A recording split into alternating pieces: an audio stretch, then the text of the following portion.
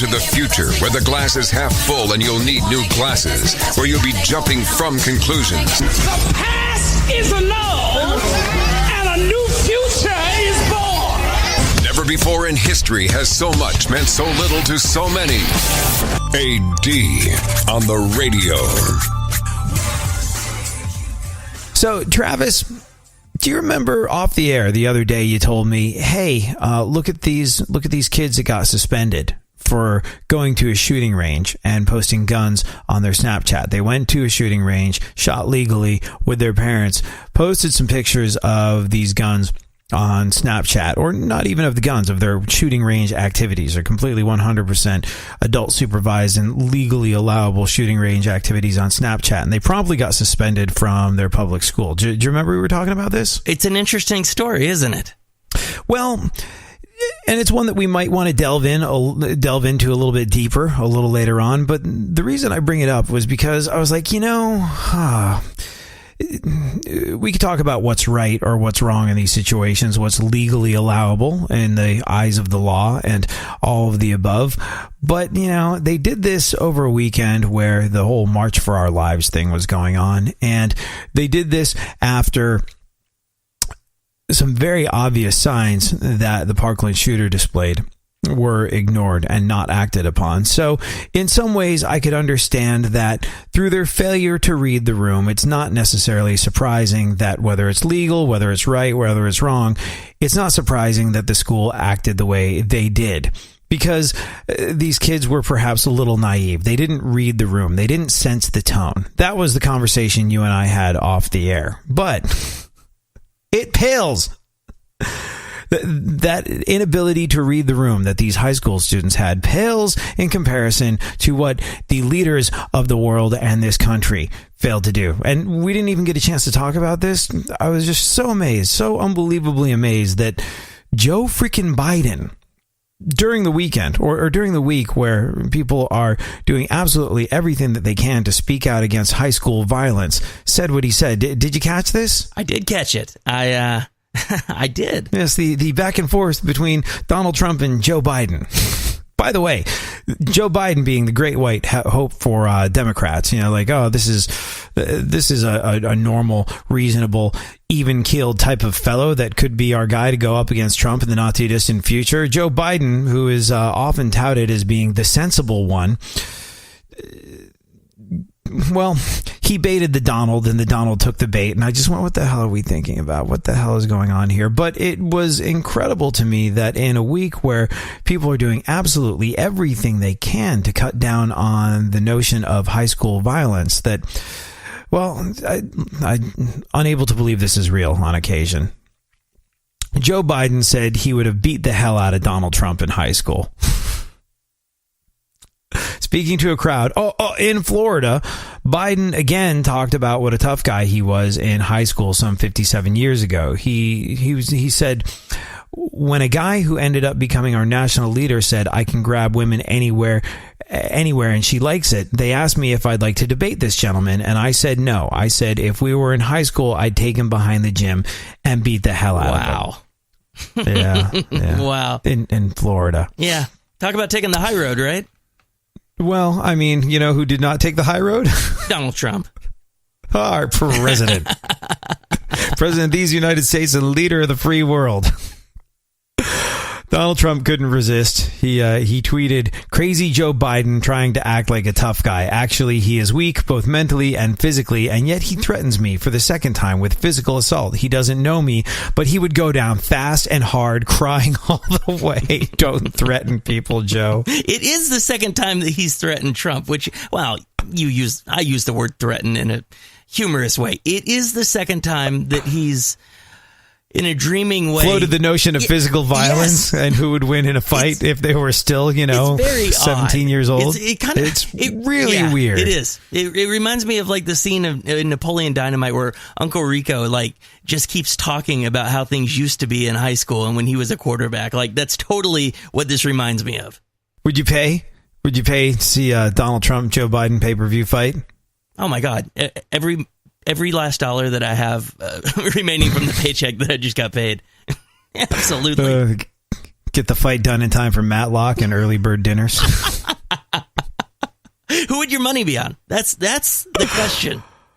Well, I don't know. The Donald is 6'3". He's got the reach, but I don't know. Generally speaking, betting on a fight where instead of putting mouth guards in, they take their teeth out doesn't seem necessarily to be the best move. You might think you're still in your two-fisted glory days, but sadly, the only way to slow the aging process is to try and get it through Congress. That'll get it to move a bit more of a snail's pace. I guess the only thing left to say about this whole situation is to quote the great Kurt Vonnegut, who said, "True terror is to wake up one morning and discover that your high school class is running the country."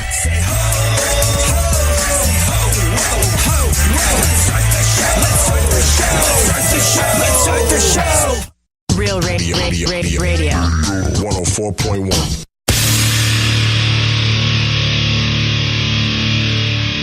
Where the left and right come together for fundamental truths. AD on the radio, on Twitter at ADSXE. So have you heard of this right to try bill? Are you familiar with this? Do you know what this is all about? I have. I've heard of it. I haven't looked too much into it. From the outside, I'm a fan. Like, I'm looking at it and I'm like, oh, this is really cool. I can see some stuff going wrong with it. Like, I can see some things backfiring it, but I'm a fan of what it looks like. It looks really interesting. It's going to be interesting to see what happens with this. Yeah, we'll discuss this a little later on in the show, but in case you did not know, the House passed the Right to Try bill, and what it does is it allows critically ill patients access to experimental treatments that are not yet approved by the FDA. And, well, there are all sorts of ways in which this could potentially go horrifically wrong, but if you're talking about a nation that touts the importance of the free market economy, especially when it comes to healthcare, well then freedom, like freedom to try something that might not necessarily be government regulated and approved yet, is an interesting prospect. We'll get into that a little later on in the show. Right now, though, have you heard the Wendy's mixtape? No, I haven't. And it's not bad. Stop. A while back, somebody at Wendy's marketing apparently said, hey, what if we make a hip-hop mixtape? And, well, they actually tried it. What would you call Wendy's mixtape, Travis? If you were to give it a title, how would that go? God. I don't have a clue. Like, I'm trying to think of something like catchy or like... I got nothing. Let me save you some time and cut right to the punch. Wendy's dropped their mixtape We Beefin' on Friday, and against all odds, it's not terrible. Some people might say it's actually good. It's clearly well made with professional beats and production and actual rap talent. The tracks all feature a female rapper who's supposed to be Wendy. Not necessarily getting credit for being the person that does the Wendy's mixtape. Whoever the actual rapper is supposed to be Wendy. Let's put it this way. It sounds just like so much of hip-hop that you hear today, which is either a compliment to Wendy's or a bad sign for rap music. The reality is probably somewhere in the middle. The mixtape has 5 tracks that focus on 2 things: Wendy's food and their superiority over other fast food burger joints. And, well, it's getting high praise on social media. So, yeah, this is our life now. Let's take a listen, shall we? You better stop it. See me falling off, it's not an option. I see you plotting, trying to wonder how we got this poppin'. It took a lot, man. Can't even front, I want the spot, man. They say they love us cause we serving everything, you not, man. What's that about? You Twitter beefing for some clout. Your customers is in a drought. You loving me with no doubt. I'm selling in large amounts. You should've just took this route. So what's the beef? They threaten and now I really see. Wendy's been holding it down for like a minute now. Mickey Bleep was trying to beef, it's time to finish now. The team can handle any problem, that's our principle. Did you hear that? Did you hear Wendy calling out McDonald's? That's really not that bad. Yeah. I can't believe how decent, I don't want to use the word good, but like, that's actually... I'm really hoping this erupts in a fast food rap battle. Like, I'm hoping for, I'm sincerely hoping In-N-Out Burger gets in on the action. I'd love if, because let's be real here. They call that McDonald's #shots fired. But yeah, like you said, surprisingly good. Not bad at all. When one would have expected that possibly something like this would receive a frosty reception. Oh my God. It was really all just leading up to that. It's not bad. Let's listen to the rest of it. You get it now, Chicken Shack, you acting really wild. Number one, that's A-Joe. Why your ice cream machine always broke? Why your drive-thru always slow? Why your innovation just can't grow? It's Queen when you need to say mo. Nope, that Baconator go crazy. That spicy chicken go crazy. You can take a fry, dip it in a sauce, it still be so tasty. Them little tweets don't face me. Nope. McDonald's be so lazy. Wow. I know the reason you hate me, cause I'm fast food's first lady. It's Queen Wendy up in this thing. And you know what? Credit where credit is due. I now want to eat Wendy's, and I never want to eat Wendy's. Not because there's anything wrong with Wendy's, but it's just not my favorite. It's not my favorite of all the fast foods. But yeah, there you go. I'm fascinated by this world that we find ourselves in. Have you had a Baconator? Yeah. Yeah, I think they do it in like several different classes, like, you know, the cheap version. I think the cheap version is the Baconator Junior, and then they have like, yeah, I think they have like 3 different levels. And because if you're going to get, you know, the lesser or better or best, you know, you want the best one. I tried the best one. It was absolutely delicious. And they had these Baconator fries too. And I'm not a fan of Wendy's fries, but that's the thing. I'm not a fan of Wendy's fries. But it's crazy because when you take like nacho sauce, like really bad nacho sauce and bacon, and you add it to their fries, absolutely delicious. Interesting. Who's got the best fries? Oh, that's tough. I love Jack in the Box curly fries. Probably Jack in the Box curly fries are good. Yeah, I think Jack in the Box curly fries and Arby's, I think they use the same curly fries. I think both of them get their curly fries from Cisco. Are like maybe they're owned by the same people? No, I don't think so. Jack in the Box, same. No, yeah, but I love Mickey D's fries. Like if it's regular fries. Yeah, I think just because they were, I suppose the first fast food place to be immortalized in rap music would probably be White Castle, and I've always been a big fan of theirs ever since the Beastie Boys sagely let us know that White Castle fries only come in one size.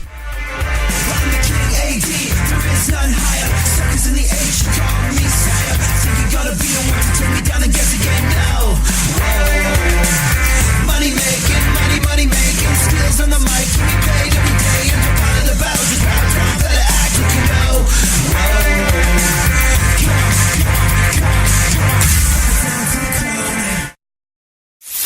For more stimulation and less irritation, 9 out of 10 doctors choose KPRC AM 950, Houston's more stimulating talk radio. Don't get the blues, get all the news. We mean all of you guys out there in Radio Land. All aboard! He's back. AD on the radio. So a little later on in the show, I'd really like to talk about this right to try bill. The House passed the right to try bill, and basically what it does is it allows critically ill patients to access experimental treatments that are not necessarily approved yet by the FDA. Is this a can open worms everywhere situation? Yes. Could it provide hope for people? I think it could. You might think it is wildly out of the ordinary that we would even be looking at something like this, but I would remind you that we are in a country that touts the benefits of the free market economy when it comes to healthcare. Now, there's lots of people that feel this is absolutely the wrong way to go, but while we are taking the rough, we should probably also take the smooth, and that means, hey, if this is our choice, if we have choice in this matter, if this really is laissez-faire capitalism at work when it comes to healthcare, then maybe we should have the right to choose some stuff that you haven't gotten your grubby government mitts all over. Quid pro quo. So we'll get into that a little later on in the show. Right now, though, did you hear this woman who she used to be an actress? She posted a bunch of clips on Twitter where she ambushed her husband with bad Alanis Morissette impersonations, and you know what, deservedly so. She got millions of views this past weekend just gone by. You caught this, Travis? No, I didn't. Is it actually good or is it really bad? Oh, well, let's just take a listen and see, shall we? It's not fair. more. 'Cause I'm here to remind you of the mess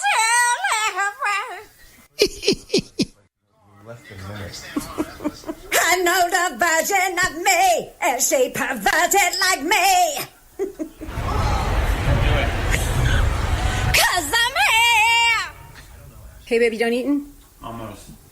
You know why? Because, I hate to bug you in the middle of dinner.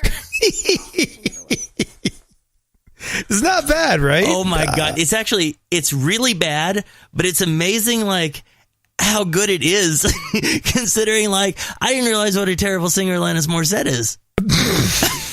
I saw Alanis Morissette play last summer at Kaboo out in Del Mar, this sort of newer sort of music experience. And I thought it was cool. I enjoyed seeing her and everything, but the amount of joy that I noticed in the crowd, people were just flipped out and unbelievably happy to see Alanis Morissette. I don't know if she went away for a little while. I'm not enough of an Alanis Morissette aficionado to really be aware of her movements, but people lost their damn minds when Alanis Morissette took the stage. And I guess folks are still way the hell into it. Although I suppose a lot of Alanis Morissette's music really sort of qualifies as nostalgia now. We're looking 20 years back at that stuff coming out. More than that, 95 or something like that. So 23, 24, 25 years. Alanis Morissette is probably eligible for the Rock and Roll Hall of Fame in the not too distant future. God, man, I'm old. I remember when Alanis Morissette songs were new. Now I'm realizing when you say that, it makes me feel crazy old. That's insane. Yeah. Well, it's a very bizarre thing. It's a really bizarre thing that happened to music in the 90s, because when you and I were growing up, when you and I were growing up in the 90s, music that came out, say, in the 70s, our parents' music, we might have liked it. We might have loved their Led Zeppelin records. We might have loved to listen to their music, but it was their music. It wasn't on our radio station. It wasn't something that we considered to be ours. It wasn't pride of ownership stuff for us. But I'll never forget a couple of years ago, I went and saw Soundgarden when Chris Cornell was still around, and sitting next to me was a mom who was probably in her early 40s. And sitting next to her was her daughter, who was probably, I don't know, somewhere between 15 and 18 years old. And what happened in the 90s to make this music have this sort of staying power is beyond me. But it was clear that the music of Soundgarden meant just as much to her, say, 16-year-old daughter as it did to her when she was 16 years old. And I don't know exactly why that is. In some ways, it's kind of sad that people haven't moved on, and there haven't been artists that have come along with that same sort of weight and significance that push out the older generation to where that belongs on classic rock radio now. That is no longer ours. We're not interested in that. But it's a weird thing where the music of the 90s has stuck around. I don't know exactly why, and there's all sorts of theories and postulations about this, and we sit there in radio focus groups wondering when the music of Pearl Jam, Nirvana, Green Day, and I guess Alanis Morissette is going to go away from rock radio, but it just doesn't seem to be doing it. And it's not because we aren't willing for something new to come along. It's because people still really care about these artists in a deep and passionate way. So there's that. That's interesting. Wow. That's Alanis Morissette, I think, is working on a Broadway show as well. She's doing a Broadway show based on her album Jagged Little Pill. That was what I heard a little while ago. Which would officially, by the way, be the second most interesting she's ever done in a theater. Wait for it. Think about the lyrics. And there it is. Go on. Oh, you're funny. The video, is it actually funny? It sounds, this lady, I'm not a fan of these people who want to be YouTube famous, so I try desperately to avoid YouTube when people are like, oh my God, this video is so funny, you have to see it. Because generally, it's somebody who is spending their life trying to be YouTube famous. And I'm like, you know what? I can't stomach it. But this video actually sounds hilarious. Yeah, made me laugh. I mean, like, are you done eating? Because I'd hate to bug you in the middle of dinner. That's pretty freaking epically classic stuff. Well done. Yeah, I don't know what the end game is. And you're right. When people are naturally just sort of having fun, goofing off, as opposed to doing everything they can to create a viral moment, it's that much more interesting and entertaining. So I don't know. I don't know what her end game is with it. I think maybe she was just amusing herself and she wound up amusing millions of other people. So there's that. All right. We should talk a little bit, like I said, later on in the show about this right to try thing.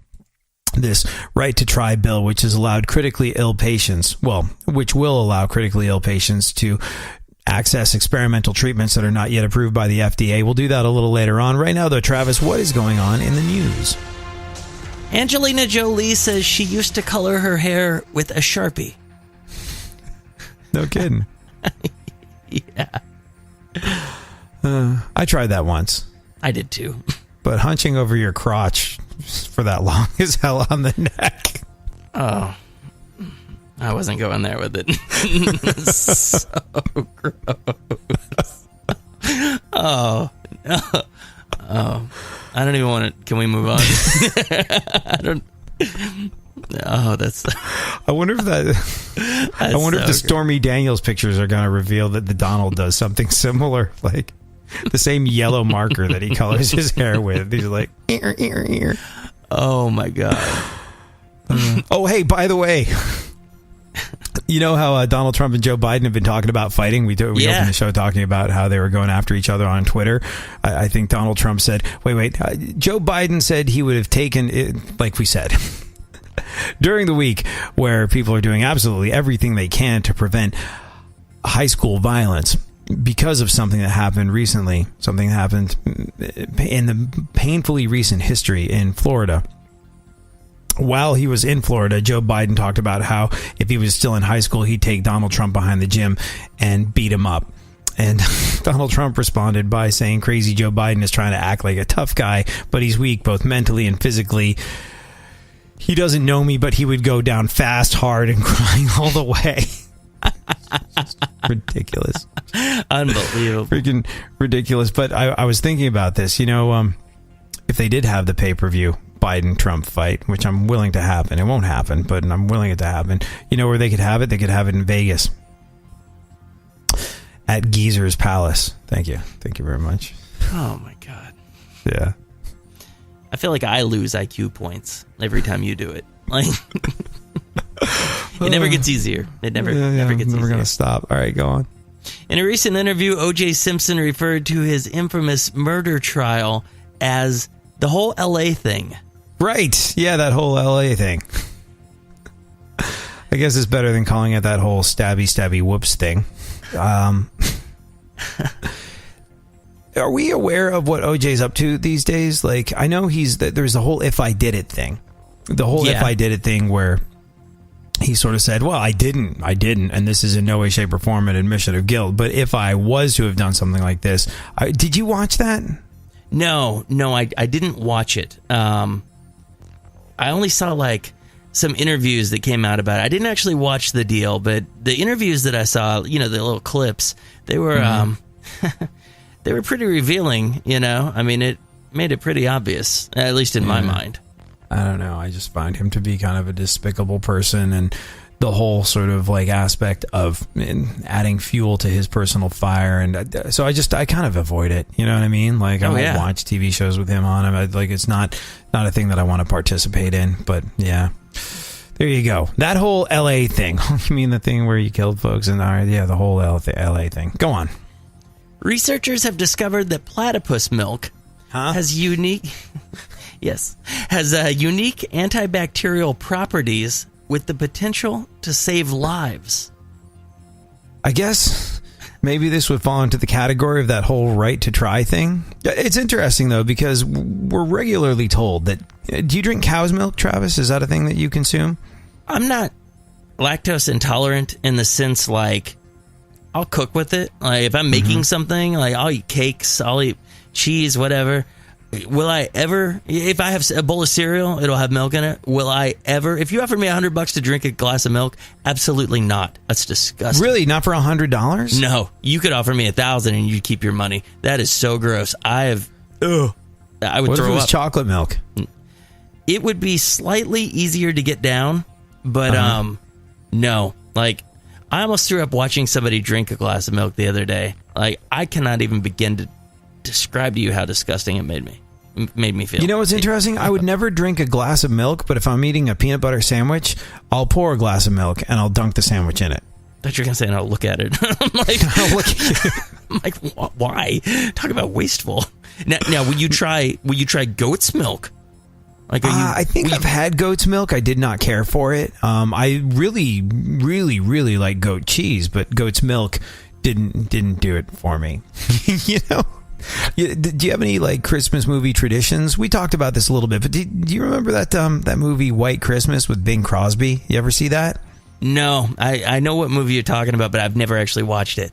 There's a scene in the middle of it where he meets his love interest in the lounge of a hotel, and they're like, "Oh, if you get hungry in the middle of the night, we left snacks out for you, buttermilk and liverwurst sandwiches." Like, oh my God, no! I was just like, liverwurst sandwiches and chase it with a glass of buttermilk. What the hell? Oh my God! That, like, I guess palates change. But what's interesting about this platypus milk thing is that, like, for years and years, we've been told cow's milk might not be the best thing for you. You shouldn't have cow's milk. Cow's milk could be bad for you. You could be lactose intolerant. It could wreak havoc on your lower digestive tract.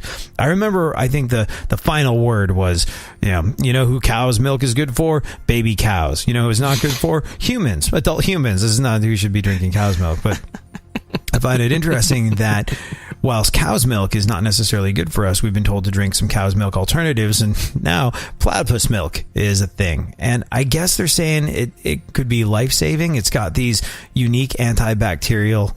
By the way, how do you milk a platypus? I'm sitting here wondering the same thing, and I didn't want to interrupt Google. you. No, I don't want to see that. Right. I don't. There's certain things that I don't need to know about. Milking a platypus is one of them. I believe that's what they call a check tape moment. There's certain things I don't need to know about. Milking a platypus is one of them. But yeah, apparently platypus milk has these antibacterial properties with the potential to be life-saving. Also, I think it has the unintended byproduct of creating the strangest Starbucks orders ever. Go on. One more piece of news. There are over 100,000 payphones in the United States. Mm-hmm.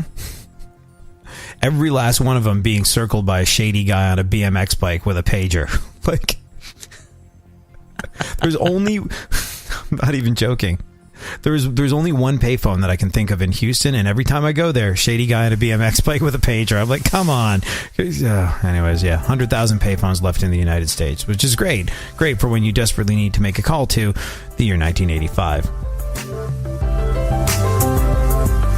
Sometimes you just know you're done. You're longing for that shining sun. You walk these streets most every day. You're waiting to get washed away.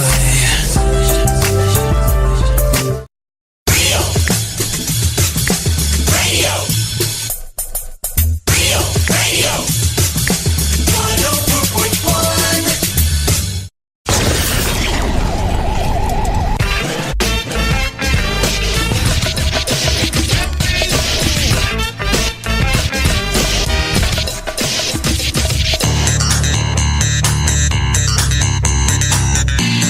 Now, more AD on the radio.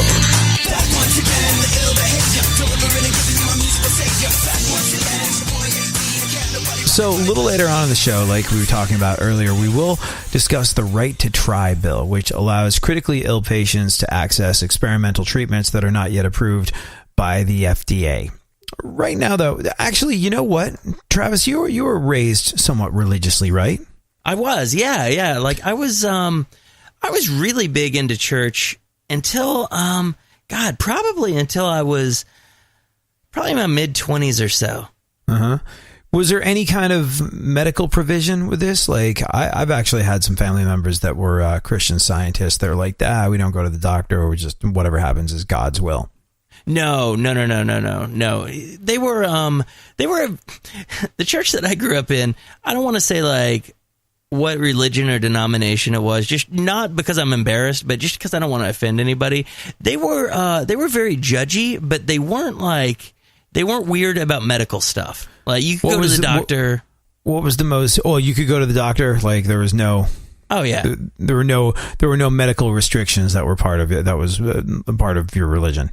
No, not at all. Not at all. They were just kind of they were just judgmental about like anybody. If you didn't believe pretty much the same exact thing that they did, then you were probably not going to heaven. Oh, no kidding. Like if you don't believe this, like nice folks, shame they're gonna burn for eternity in hell. Yeah. Like oh really? Like I had some friends who were different religion come to church with me a few times, and like I remember one time, like in youth group, I don't even know how it came up, but they were like, "Oh, like Travis's friends who came last week," and I'm like, "Oh yeah," they're like, "Great people. It's a shame they're going to hell," and I'm like, "Whoa, hang on, what?" I'm like, I mean, it was just like, I know. How old were you at the time? It's probably like 17 or 18. I think I just turned like probably just had turned 18, and so I was like, "Whoa!" I mean, that's just kind of it was kind of shocking, and I was like, that's pretty heavy to lay on a 17-year-old. Now, let me ask you this: were you encouraged to go? Were you encouraged to talk to them later and be like, "Hey, just so you know, you are going to hell, and we would like to help you not go to hell. Come on over here. Like, let's get you all converted so you can have a life in the kingdom." Like, were you encouraged to then convert them after they told you your friends were going to burn in hell? Oh yeah, for sure. They're like, that's why you need to witness to them. That's why you need to tell them about Jesus. And I'm like, yeah, but they're aware of Jesus. They're just they're a different religion, and they're like, yeah, I know, they're the wrong religion. And I'm like, oh well, I understand the whole concept that this is our favorite religion because it's the religion that we are. But yeah, it was one of those things that it was kind of like, I don't want to say it was a wake up call, but it was where I started thinking, that was the moment that made you question, going like, hey, my friends are good people. They believe a lot of the same things that I believe. They believe in God. They believe in Jesus. They believe in all the tenets of my religion. But because they don't attend my specific church, they're destined to burn in fiery damnation for all eternity. That's what made you question it? I just kept thinking, I'm like, This could be a great game of religious trivia, by the way. Like people who think they know what Travis's religion was growing up. Tweet me at ADSXE. Oh, God, let's not play that game. It's it was one of the things, like as I like started like really paying attention in church, and I'm not like anti-religious now, but as I started paying attention in church, I started seeing things that I was like, you know what, I kind of need to separate myself, like from. I'm not huge into organized religion, is the thing. Like, I would never deny anybody the right to their spirituality, their beliefs. I would never insult or step on anything that anyone believes, provided they're not hurting anybody else. But I do. It's not even organized religion. I just look at organizations suspiciously. Every time I see a group of people gathering, I'm like, I'm not so sure about this. Yeah, man. I'm like not so judgmental. Like, I'll make fun of anybody, like all in good fun. Like, I'll make fun of anybody. I'll make fun of myself. My friends make fun of me. But like, I'm not so judgmental in the sense that, you know what? I'm not going to tell you what you need to do in your life. I mean, I think we pretty much all know right from wrong. I don't think there's too much mystery when it comes to right and wrong. And I don't really like to go somewhere where people are telling me, oh, this guy's living his life wrong and he's going to go, he's going to go to hell. And it's like, okay, if that's for some people, that's totally cool. But for me, I just need to be positive. I need to worry about myself and, be a positive influence for other people and encourage them. And kind of live by example. Exactly. That's what it is for me. That's what's right for me right now. So was there any sort of like political bent to what happened in your church? Like if you vote for this person, you're going to hell. Like, was there any of that happened? No, but not any of that. But I grew up in the South, and not only in the, I grew up in Texas, and not only in Texas, but I grew up in like a real small town. So if you found a liberal, like, it would be like an Easter egg hunt. Like, I don't know. I don't think I knew. Oh, look, a liberal. Nah, they got him. Exactly. So I don't know. Like, it was, you were pretty obviously a conservative where I was growing up. I know. Yeah. The reason I bring this up is because a woman in Georgia recently crashed her car into a pole on purpose with her 2 young children inside to prove to them that God exists. And well, maybe she was right because no one was hurt, but she ended up in jail on child endangerment charges. So let's listen to 2 kids talk to the police about their mom crashing on purpose to prove the existence of God. Her eyes was closed and she was saying blah blah blah. I love God. Were you on the wrong side of the road or on the right side of the road? The wrong side. You were on the wrong side. So we would have got hit anyway. He was actually telling us to believe in God so nothing will happen to us. And dying is not a part of your life. Don't never believe that. The only thing that's a part of your life is life. The children told the officers that their mother wanted to prove to them that God was real and God would protect them. They got very lucky. It could have been a lot worse. It could have been heavier traffic at the time. She could have hit the pole at such an angle that it did more damage to the car. So there you go. By the way, interestingly enough, the guy at the end, you know what his name is? No. He's a police sergeant with the Norcross Police Department in Georgia, and his name is Sergeant Ed Butinsky.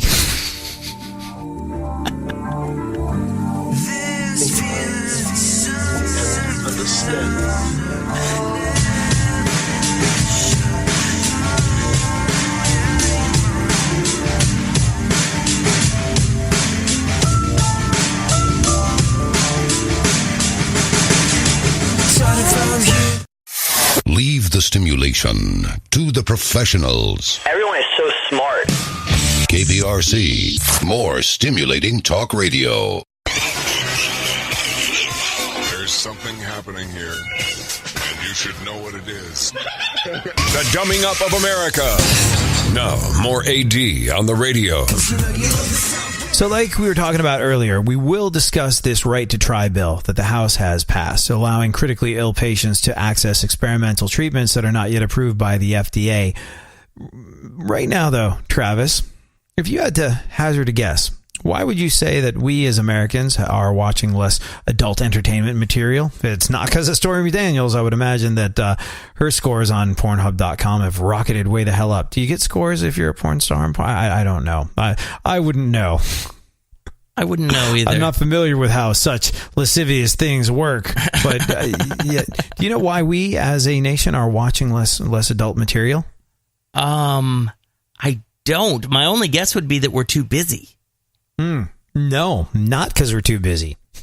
And it plays into the religion thing we were talking about earlier. Really? Yeah. I guess this proves that some people really do give stuff up for Lent. They don't just say they... No way. Yes, way. Oh, my God. Oh, my God.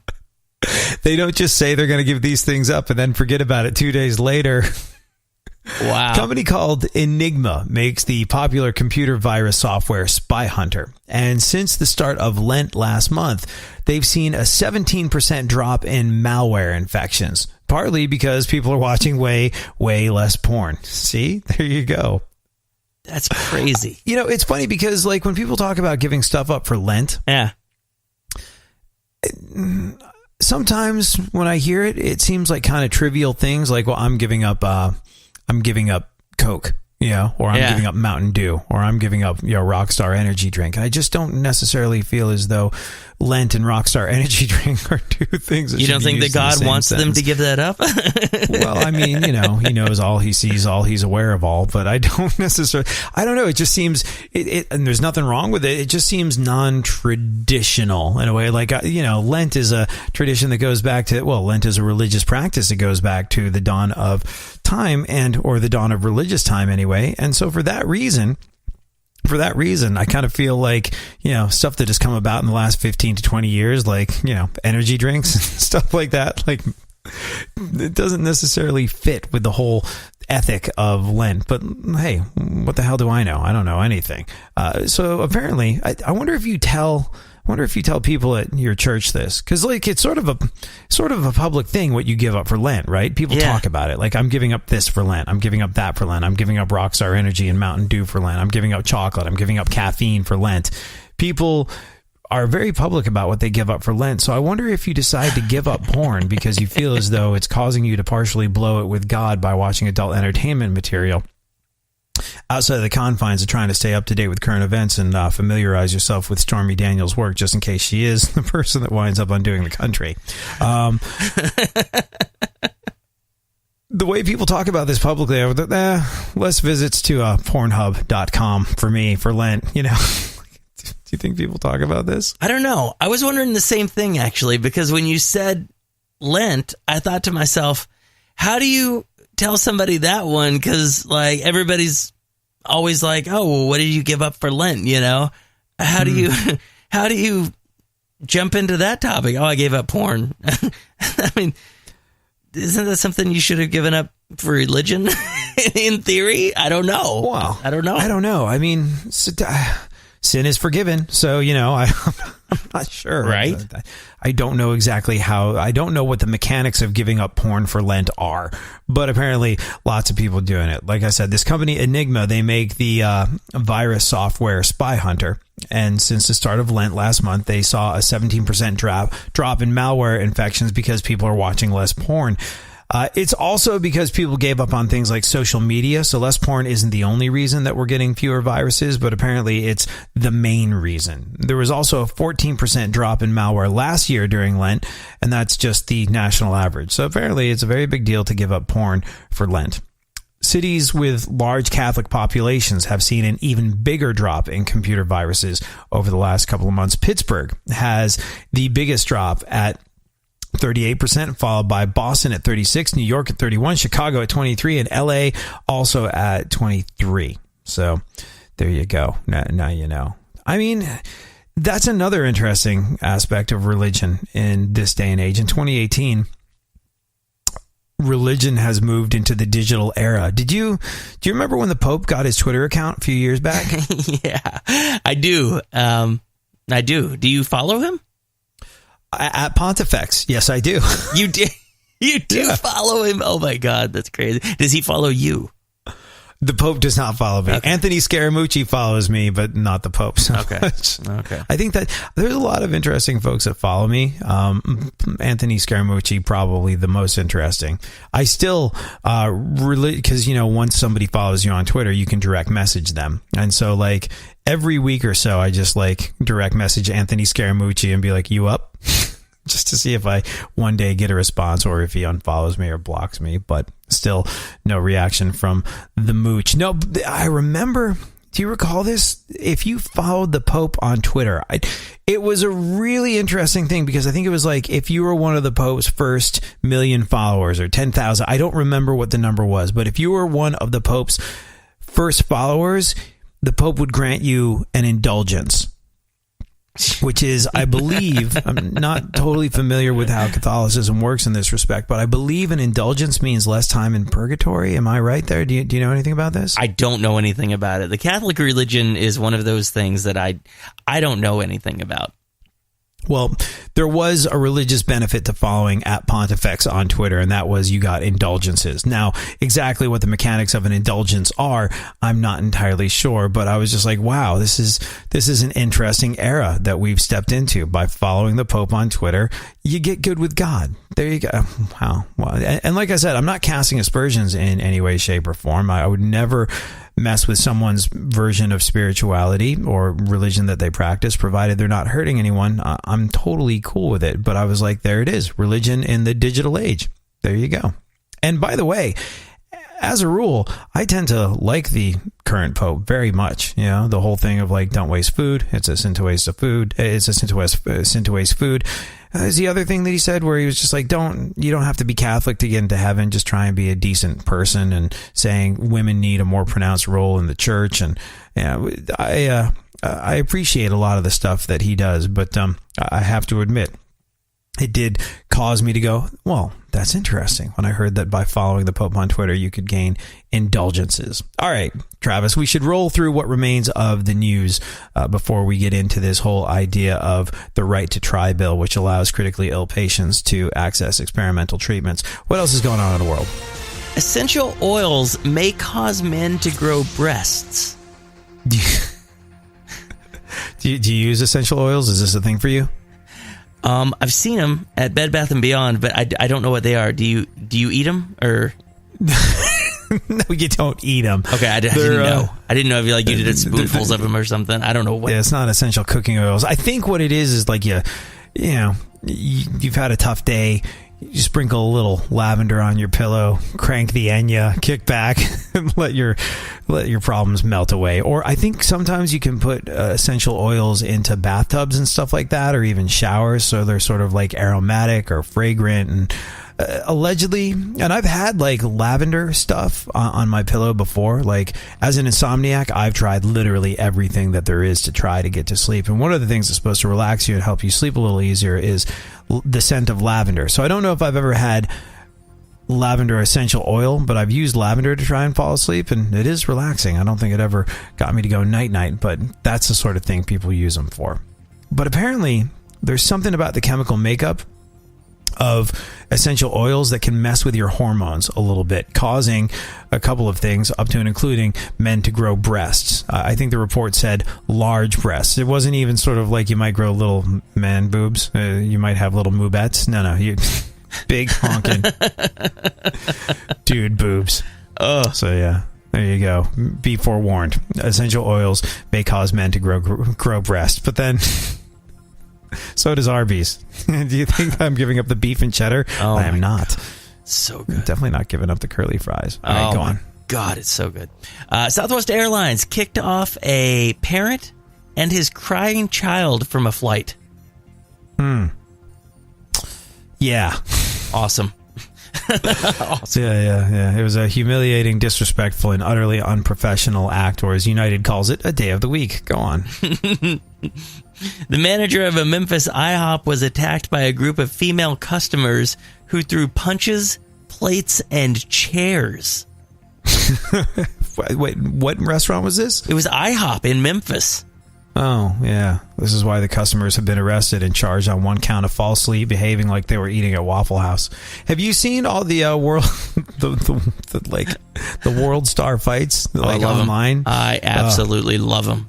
The disproportionately high number of those things take place in Waffle House, and I love Waffle House. I love me some Waffle House hash browns, but oh my God, yes.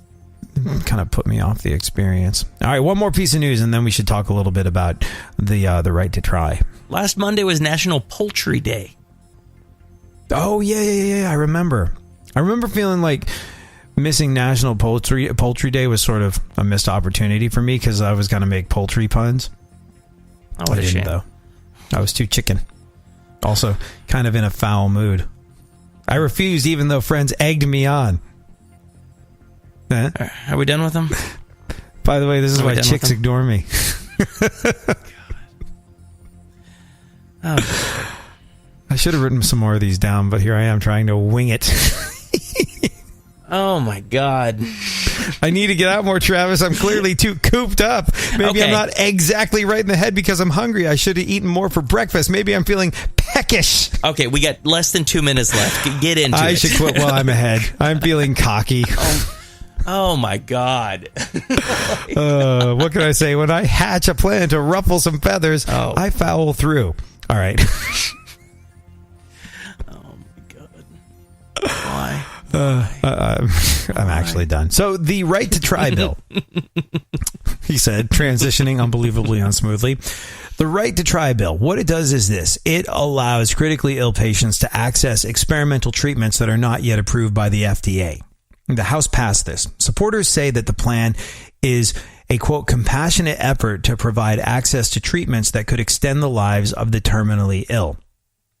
Andy Biggs, Arizona Republican, went on the record saying, "It sounds condescending to me." He said, "I won't support this because it gives false hope that people might be taken advantage of." It's not false hope, it's hope. That's what he said.